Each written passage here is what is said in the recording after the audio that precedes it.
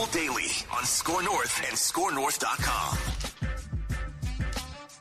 Gentlemen, we have breaking news. An emergency live Purple Daily here.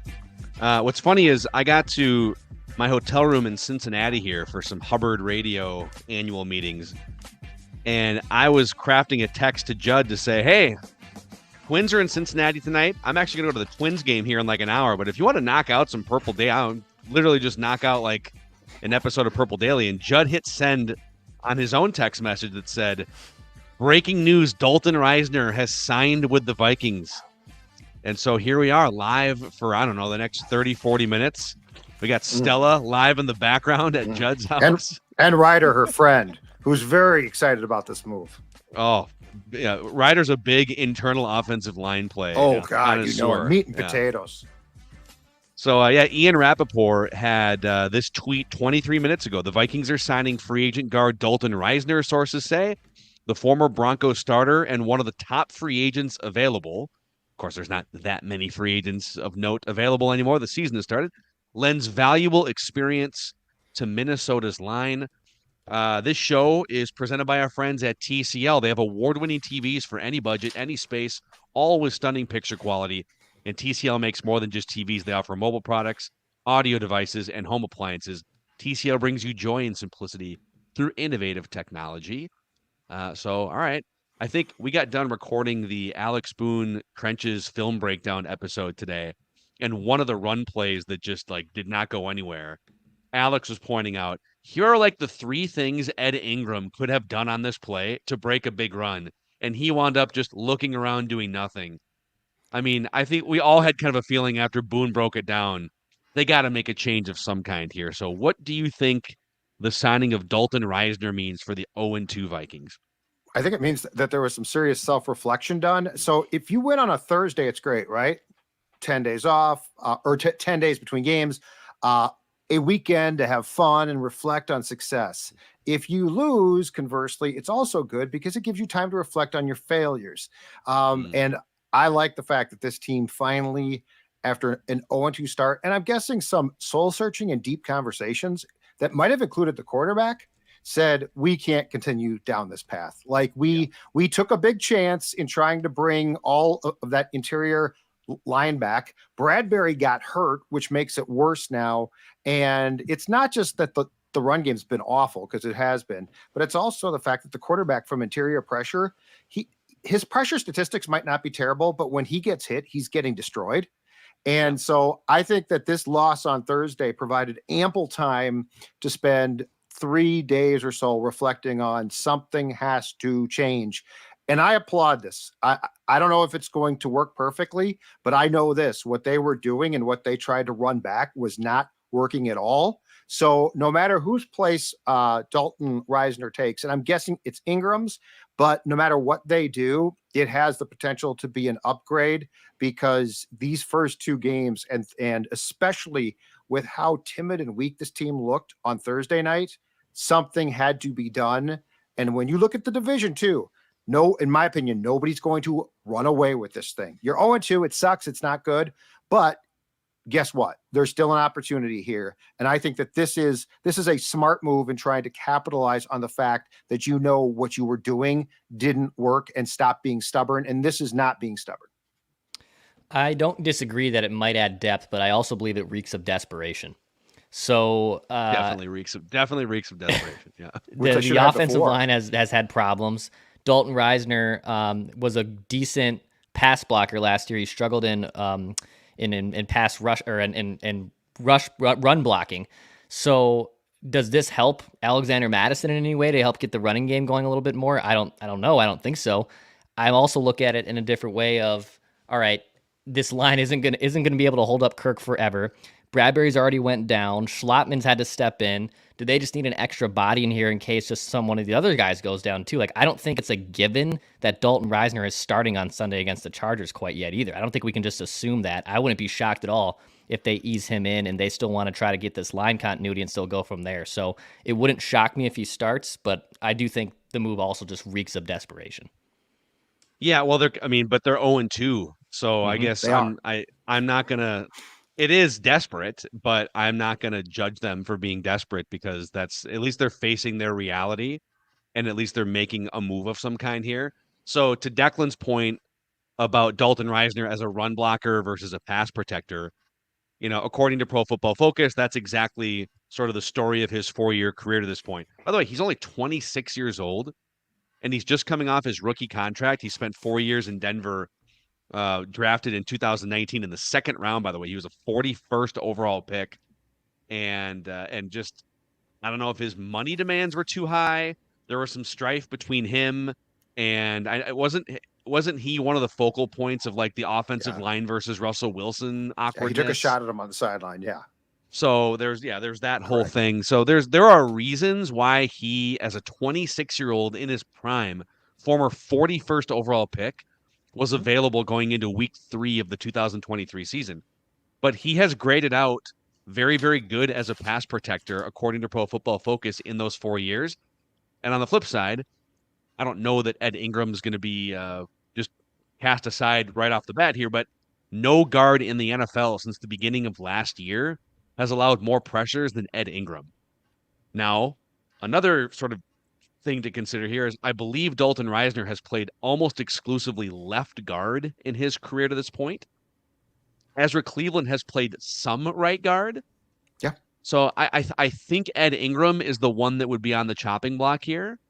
I don't know who would then play right guard, if it would be Cleveland sliding over or if Risner is going to come in here and play on the other side of the center. Yeah, I'm just looking right now.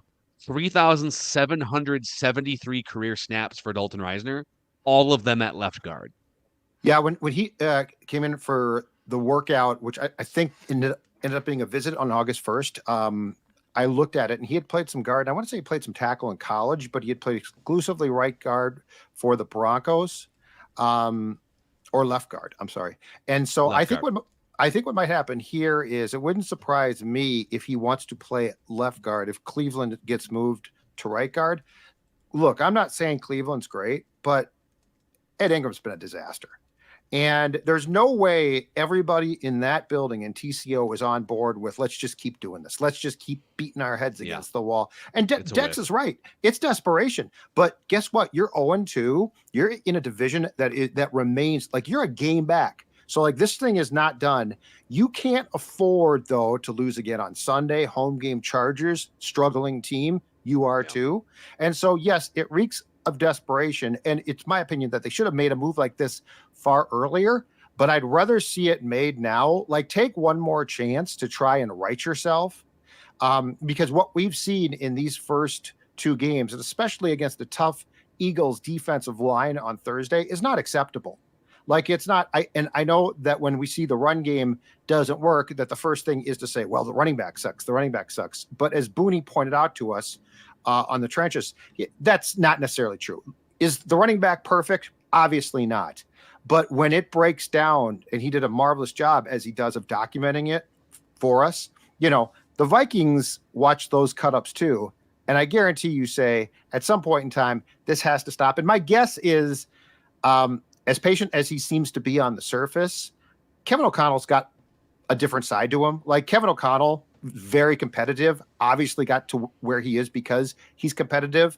And my guess is that after that game on Thursday, O'Connell said, hey, Kwesi, there's desperation here now. We got to do something. And this at least is something. I'm not saying it's going to work. And again, the desperation does bother me, but I'd rather be desperate now in what I perceive to be a bad division than to say, okay, screw it. Because, Phil, as we've discussed, we can talk about, hey, you know what? Trade Cousins, trade Daniil, make trades. That's not how this team works. This team is not going to trade its top players yet. And they would need to be at the bottom of the barrel. And I don't know that you're going to get there in this current division. In this league, it's not like you got a bunch of great teams. Yeah, I mean, I think what you just brought up is actually a good point. If you're trying to figure out where is the organization at, I know that Charlie Walters from the Pioneer Press had sort of an insider notes column, and he's been super plugged into the Wilf family over the years. And he said there's people in the organization bracing for, especially if they lose to the Chargers, a full rebuild where you would, first of all, say goodbye to Kirk and probably Daniil, and then we'll see how far they sort of take that. But they're not there yet. I think it's important to say all the fun speculation that we have had, or maybe not so fun for some people, about okay, if you're 0-2, if this thing keeps sliding, there's a couple teams out there that could use a pass rusher. There's one notable team that could use a quarterback. Everything else is ready to go, right? But they are not at that point yet inside that building. And the signing of Dalton Risner tells you that they're looking to go and win this game against the Chargers, which this isn't breaking news to anyone. Obviously, they're going to try and keep winning, and they're going to try and go on a run, go beat Carolina. They think they can get back to 2-2. And like you said, Judd, this division, the Lions just fell to 1-1. I mean, hell, you could, if things go right this weekend, you could win against the Chargers and be tied record-wise for first place. So yeah, you're not looking at needing maybe 12 or 13 wins to win this division. But I think just one more thing here, and then, we can wrap this and talk about whatever else we want to. Declan, you said you don't know that it's a given that he's going to play this. I actually think I would be shocked if Dalton Risner did not play this Sunday. I don't think first of all, he's probably, they met like a month ago. So he's had his eye on this thing. He's been interacting with Vikings fans on Twitter. I'm sure they talk scheme and whatever. I would be shocked if they made the desperate move to sign him and then stashed him for like a week or two. So I don't know how much you can just keep running. Your season's on the line on Sunday. Do you trust Ed Ingram with your season on the line? That's the question you have to ask yourself. Yeah, and I mean, I definitely don't trust Ed Ingram, but I think this coaching staff, even though with this signing, still has belief that they want him to be the guy. Because even with the drafting of him and that draft class looking really bad on paper in 2022, they still want him to try to do that. I think he's being brought in here as, yes, the insurance policy if Ed Ingram's play continues to go down the toilet, which it's been in basically since he debuted in the NFL. But I think it's still difficult to pick everything up right away off the street and expect him to be a starter on Sunday in less than 6 days. He did play so the Vikings offensive line coach, Chris Cooper, is a good friend of Risner's. And Chris Cooper was the assistant offensive line coach for the Broncos previously. So I'd be curious as to how much translation there actually might be, at least in the line calls, because that would certainly help. The other thing to keep in mind, too, that's going to be intriguing about this and to see whose point is correct on when he plays is this one, too. When things go bad, if you have a GM and coach, they often do not see eye to eye.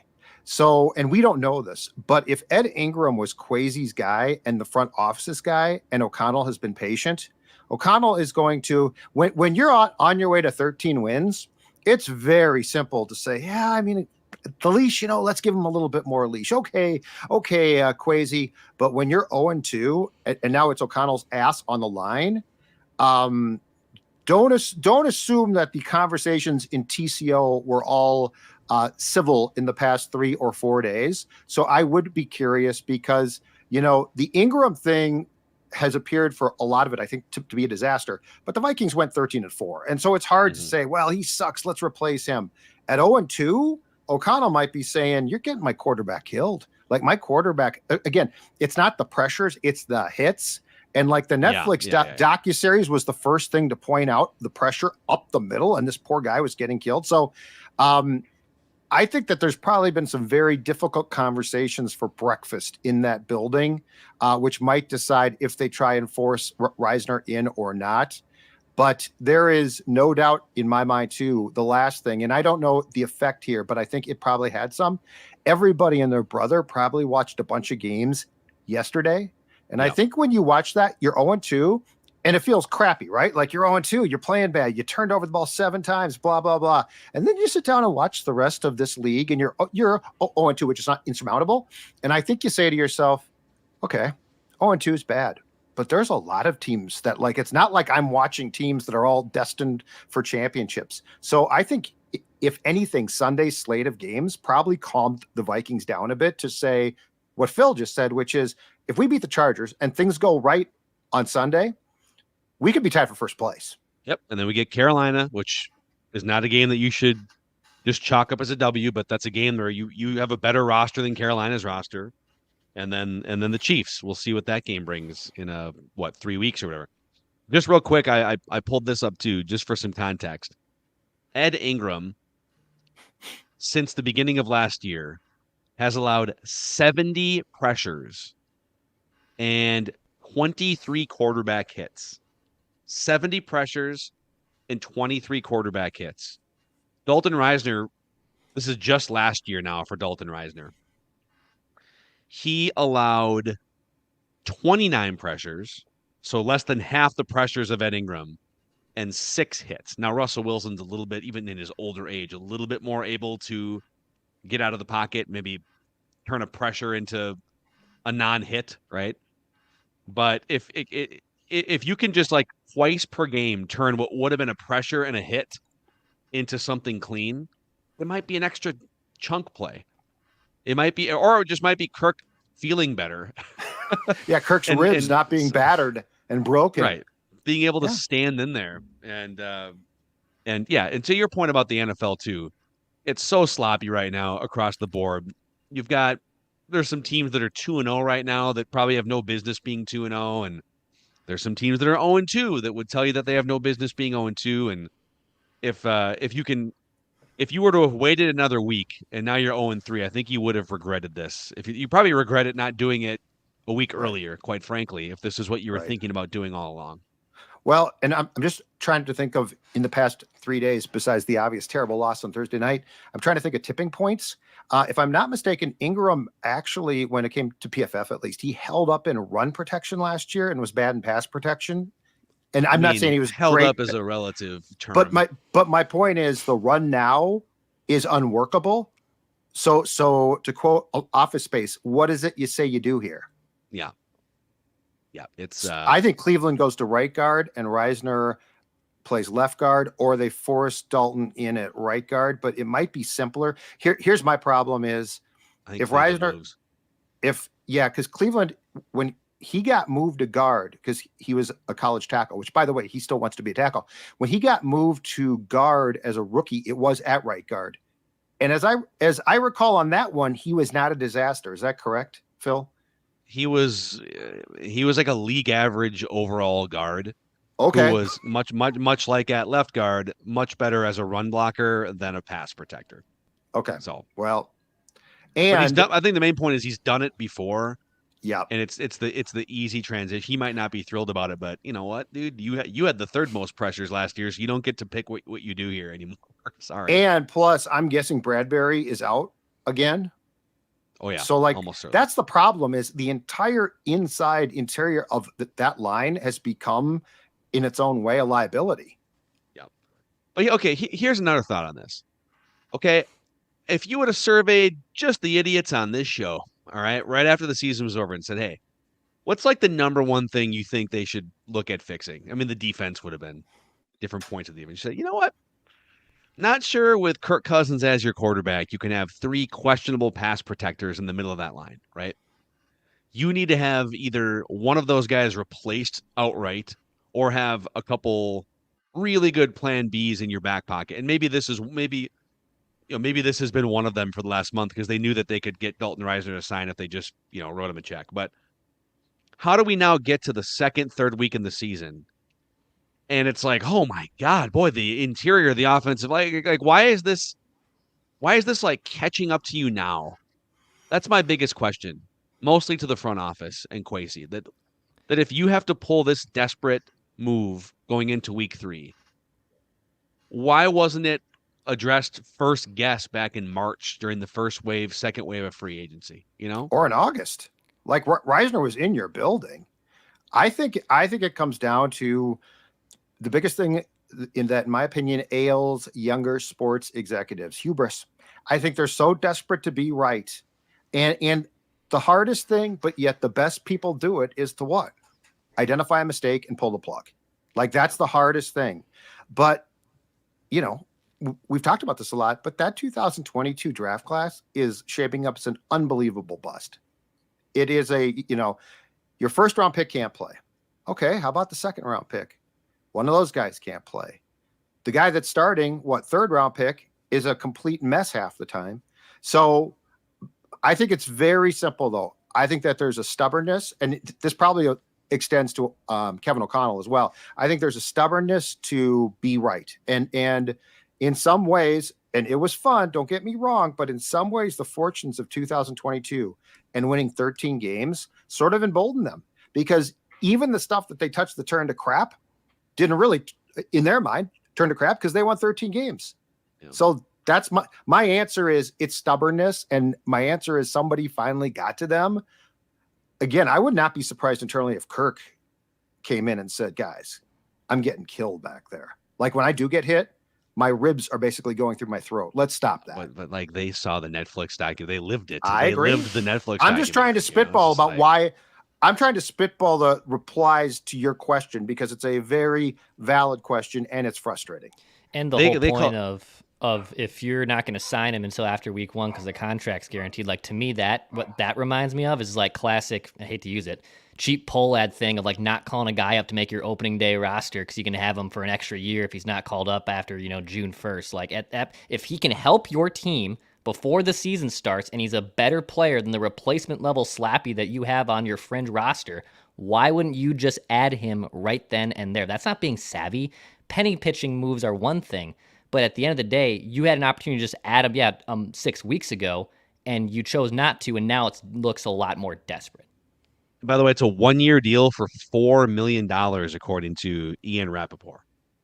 And it's not guaranteed, right?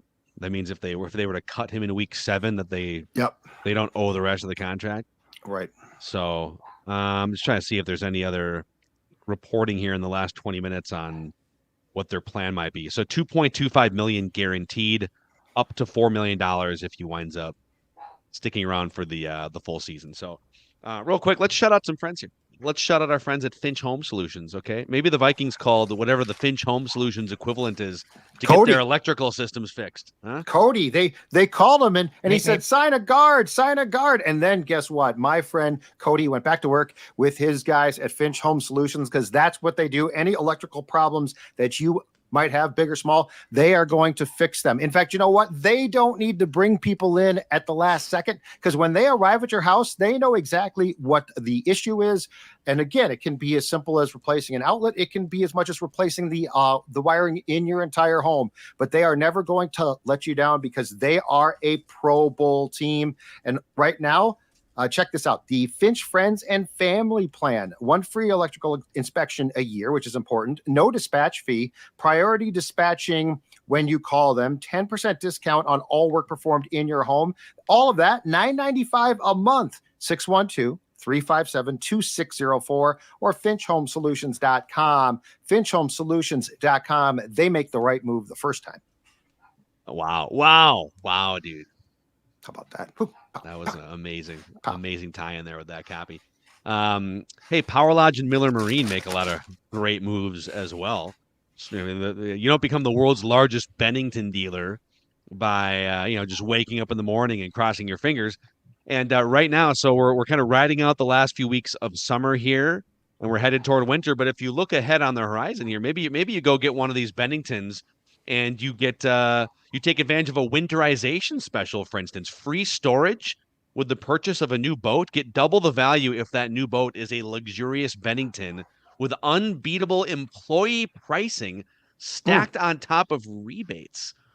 So if you're thinking about it, this is a great time to get a deal at the end of the season to have it ready to rock for next year. Pontoon Passion starts at Miller Marine and Power Lodge. And a shout out to our friends at Summit Orthopedics. Let's say you're an offensive lineman dealing with a sore back. Maybe you're questionable to be able to work, for instance. Well, you could stop in if it's really bad. Walk in orthopedic urgent care at Summit Orthopedics 7 days a week starting at 8 o'clock in the morning. Also, no referrals are needed, and they offer same-day appointments.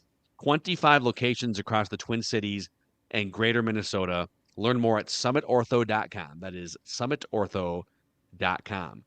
So now that you guys have had kind of a weekend to sit on this 0-2 start and to sort of digest the Eagles game from last Thursday and the rest of the league landscape, what's your general sort of panic meter right now? How are you feeling about this franchise here after they sputtered out of the gate? Well, it's been really bad because, I mean, come on, 7 turnovers in 2 games is just absolutely pathetic. And as Boone talked about, they have not looked, in more ways than that, they have not looked prepared. All of that being said, I will reiterate, watching Red Zone God's greatest invention. On Sunday, and I'm not kidding, it's the greatest invention. Thank you. Watching the Red Zone channel reminded me, though, Phil, and we have debated this before. I will state it again, not to start a new debate, but especially in the first month, there's just some bad football played, like sloppy. It's not good. It's fun because the games are close and I'll watch it. I'm not saying that I won't, but I mean, it is some bad football. And after I watched that, and like I watched Detroit blow it, right? Chicago, which I thought would be improved right now, still is awful. Green Bay blew it. Chicago has a quarterback problem again. Well, Chicago might be angling against the Cardinals for Caleb now. Like they might be that bad. They might be that bad. So anyway, after watching games on Sunday, I actually calmed down because I'm like, okay, the Vikings have been really bad, but it's not like I'm seeing a ton of teams that are great. There are some very good teams, but it's not a lot.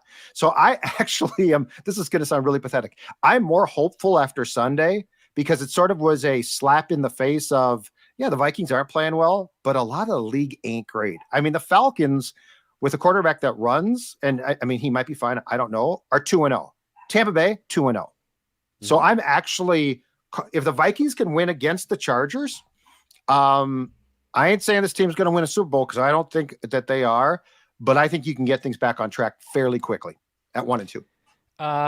I would have a panic meter at about a 7 out of 10 right now, 10 being sound all the alarms panic. You're 0-2. You've dug yourself a hole. You have to play some really good quarterbacks coming up. Your run defense isn't even better than it was last year.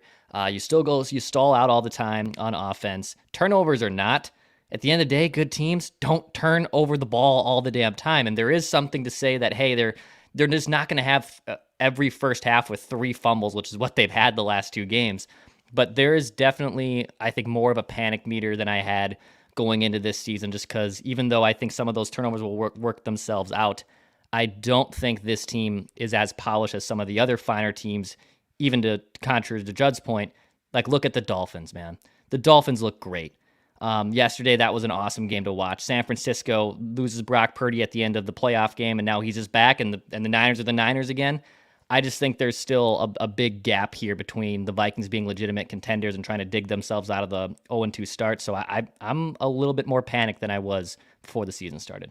And you know what? I generally agree with what Declan just said, but I don't have the same feeling of panic because I watched football on Saturday as well.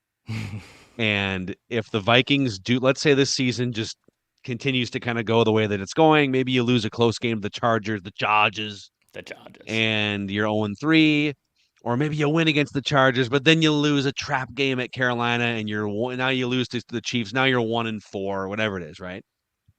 And it's time to find your quarterback of the future. Not that this has been Kirk's fault necessarily, but that it's just time to get someone that you can not have to pay, $35-40 million to. Whatever. The number of talented quarterbacks you could latch your franchise to that could potentially elevate you into the next era of Vikings football. So I guess where I'm at with this is if they stop turning the ball over this year, they can still win a bunch of games. Now, to get to 10-7, which I think you probably have to get to 10 wins to win your division and assure yourself a playoff spot, you got to go 10-5 the rest of the way. And the math starts to get really tricky as you go through the schedule with the Niners and the Chiefs and some other teams on your schedule. But if they stop turning the ball over and they keep moving the ball through the air and Jordan Addison's a weapon, I could see them going on a run still. I don't think their season's buried. But if they don't go on a run, okay, I'm fine with a reset in the spring and then see what the draft brings you, see what some of these assets can get you at the trade deadline. So I guess what I'm saying is I'm kind of at peace with whatever happens the next month. I'm not going to get super worked up if they lose a bunch of games. And I'm not gonna probably overreact if they beat the Chargers on Sunday at home. I'll get worked up if they keep playing stupid football, but if they don't, and look, they have to. If they can't run and they can't stop the run, they're cooked. They're done. But in this league, you really don't show your identity until late October, November-ish. So but you got to get there with a record to absolutely. But they do have that opportunity. San Diego. Los Angeles is a very winnable game. And I know that they're desperate too, but I mean, Declan's guy, Brandon Staley, ain't exactly a world beater of a coach. And plus now he's all hot at the podium that they asked him about the Jacksonville playoff game. And he's like, that has nothing to do with that. That's nothing to do with that. Carolina can be beaten. So the more I watch this league, the more that I think it's a reality check, especially the first month, of how bad a lot of teams look and the fact that it's going to take some time to take shape. I like this move because I do think it shows a proactive side that I don't necessarily think we've seen from this administration enough. Yeah, well, it's not that proactive. It's reactive, isn't it? Yeah. You're talking about Dalton Risner? Yeah. Oh, okay, but I'm just saying it's a move it's a move that at least they made. They have not made this move before. They just I like how you went from like, it's nice job being proactive, and to be like, well, they made a move. Yeah, well, they at least did something to address a situation that we all pretty much said was not workable going out of last season. Do you think Ed Ingram, Andrew Booth, and Lewis Seen are absolute busts? Do you think there's any hope for any of those three guys to be players? Well, they keep talking about how Seen is going to eventually replace Harrison Smith. And I guess my question is, if he can't get off the bench when Josh Metellus goes down, and Theo Jackson, who I like a lot, but is not a draft pick, if he plays in front of Seen, how is Seen not an absolute bust in year 2 as a safety? Booth can't get on the field other than special teams. How is that not a bust? He's a second round pick. Ingram is I guess he's as close to being the best of those three, and that's saying nothing. So yeah, I think they're busts, and I think it's extremely disappointing. And I think it's very disappointing when you take a cornerback in the second round. And look, Brian Flores is basically created a referendum on your draft picks and your personnel. He won't play guys.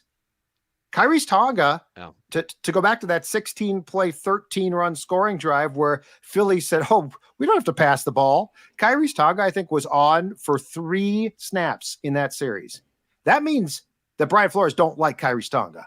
Yeah, that was also just like defensive malpractice that until they got to like the red zone, Brian Flores said, nope, we're going to keep it small. We're going to keep fewer guys in the box, and it's like, dude, they're clearly running the same play 13 times down your throat. Right, but he had options to put guys on the field and basically refused. Yeah. Dean Lowry was on for, by my charting, 1 snap in 16 plays.